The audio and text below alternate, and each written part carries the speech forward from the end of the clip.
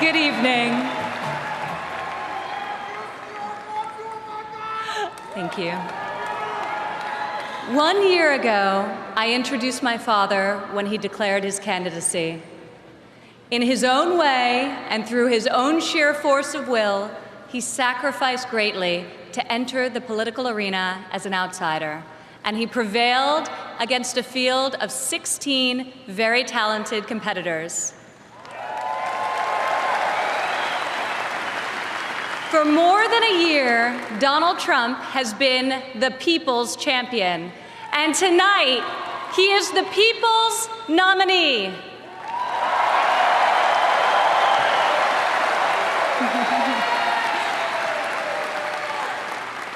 Like many of my fellow millennials, I do not consider myself categorically Republican or Democrat. More than party affiliation, I vote based on what I believe is right for my family and for my country. Sometimes it's a tough choice. That is not the case this time. As the proud daughter of your nominee, I am here to tell you that this is the moment and Donald Trump is the person to make America great again.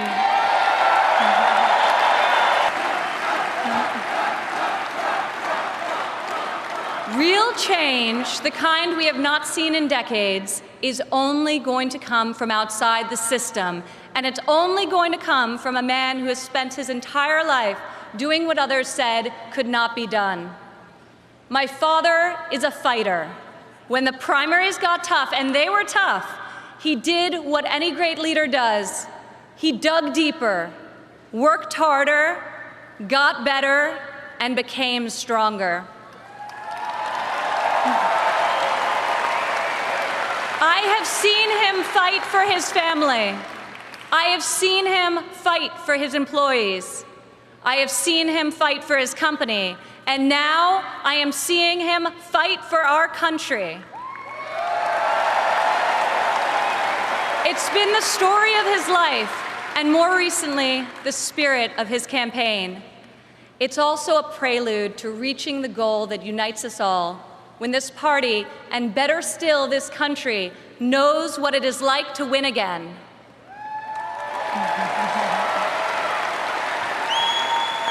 If it's possible to be famous and yet not really well known, that describes the father who raised me. In the same office in Trump Tower, where we now work together, I remember playing on the floor by my father's desk, constructing miniature buildings with Legos and erector sets, while he did the same with concrete, steel, and glass. My father taught my siblings and me the importance of positive values and a strong ethical compass. He showed us how to be resilient, how to deal with challenges, and how to strive for excellence in all that we do. He taught us that there is nothing we cannot accomplish if we marry vision and passion with an enduring work ethic.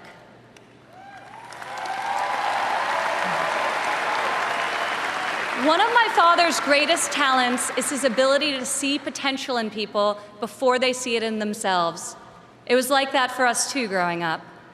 He taught us that potential vanishes into nothing without effort, and that like him, we each had a responsibility to work not just for ourselves, but for the betterment of the world around us. Over the years, on too many occasions to count, I saw my father tear stories out of the newspaper about people whom he had never met who were facing some injustice or hardship. He'd write a note to his assistant in a signature black felt-tip pen and request that the person be found and invited to Trump Tower to meet with him. He would talk to them and then draw upon his extensive network to find them a job or get them a break. And they would leave his office, as people so often do after having been with Donald Trump, feeling that life could be great again.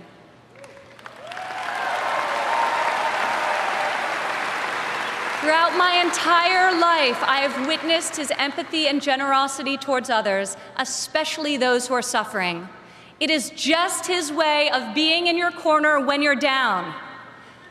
My father not only has the strength and ability necessary to be our next president, but also the kindness and compassion that will enable him to be the leader that this country needs.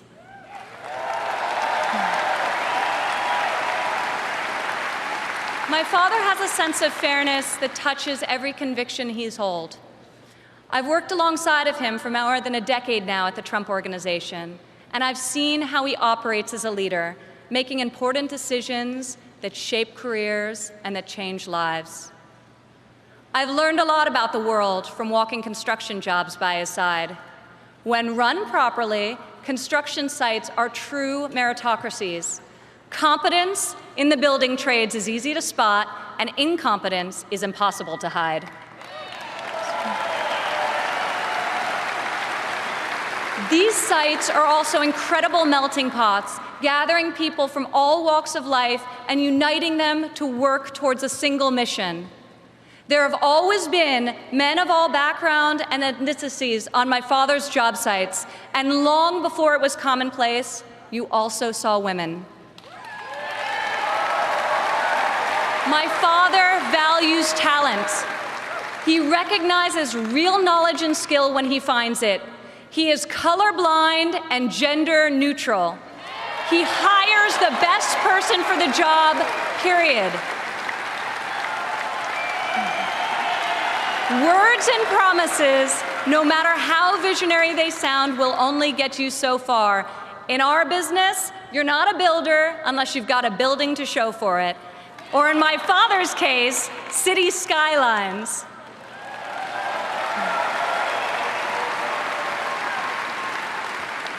Most people strive their entire lives to achieve great success in a single industry. My father has succeeded in many, on the highest level and on a global scale. One of the reasons he has thrived as an entrepreneur is because he listens to everyone. Billionaire executives don't usually ask the people doing the work for their opinion of the work. My father is an exception.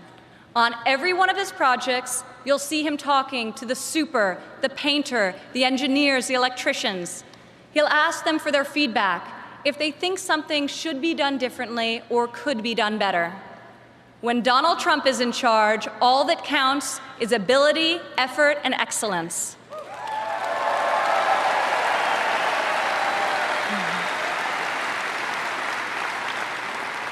This has long been the philosophy at the Trump Organization. At my father's company, there are more female than male executives. Women are paid equally for the work that we do, and when a woman becomes a mother, she is supported, not shut out.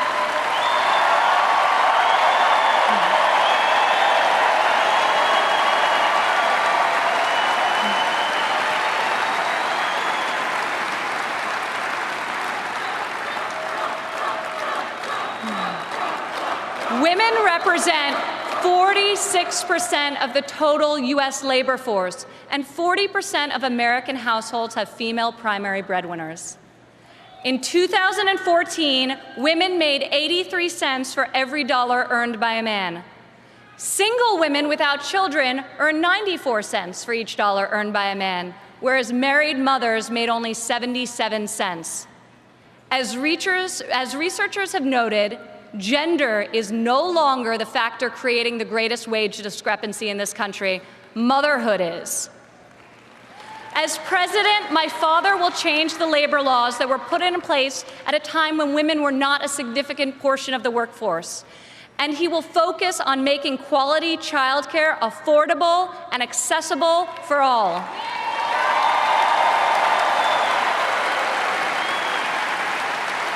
As a mother myself of 3 young children, I know how hard it is to work while raising a family. And I also know that I'm far more fortunate than most. American families need relief. Policies that allow women with children to thrive should not be novelties, they should be the norm.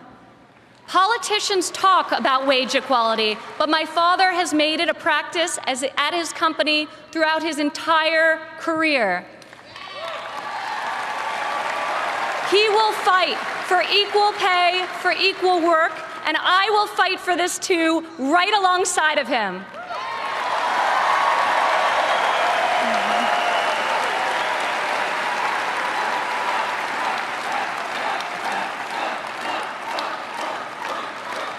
Americans today need an economy that permits people to rise again.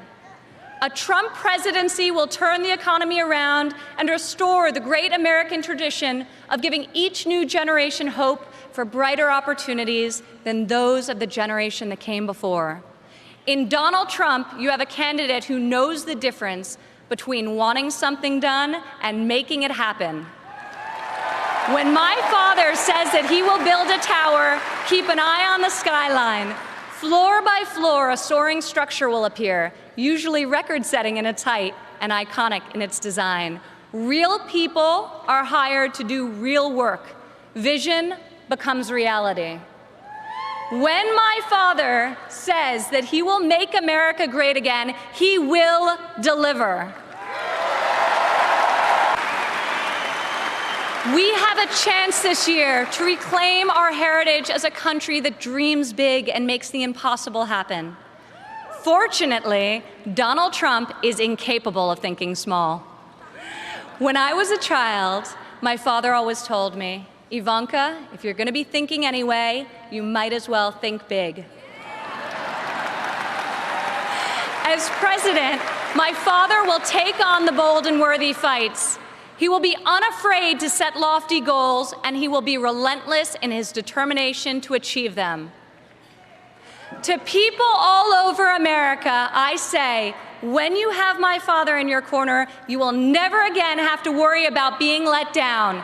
He will fight for you all the time, all the way, every time.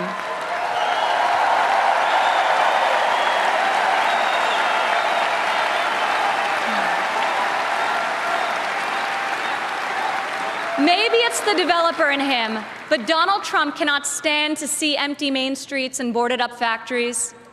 He can't bear the injustice of college graduates who are crippled by student debt and mothers who can't afford the cost of the childcare required to return to work to better the lives of their families. Other politicians see these hardships, see the unfairness of it all, and they say, I feel for you. Only my father will say, I'll fight for you.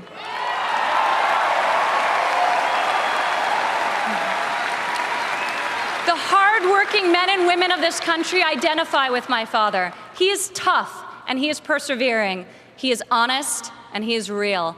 He's an optimist and he's a relentless believer in America and all of her potential. He loves his family and he loves his country with his heart and his soul. Politicians ask to be judged by their promises, not their results. I ask you to judge my father by his results. Judge his values by those he's instilled in his children. Judge his competency by the towers he's built, the companies he's founded, and the tens of thousands of jobs he's created. He is the single most qualified person to serve as chief executive of an $18 trillion economy.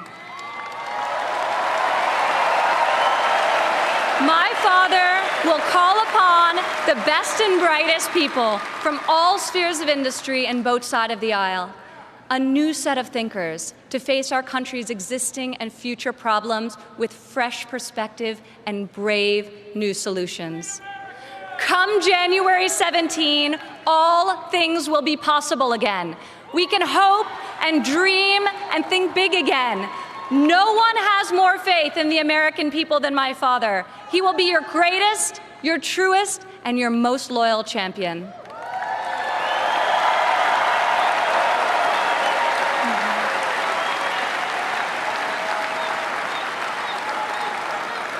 This is the fighter, the doer that you have chosen as your nominee. In ways no one expected, this moment in the life of our country has defined a mission and given it to an extraordinary man. He is ready to see it all the way through, to speak to every man and every woman of every background in every part of this great country, to earn your trust and to earn your vote. He earned that and much more from me a long time ago. I have loved and respected him my entire life, and I could not be more proud tonight to present to you and to all of America my father and our next president, Donald J.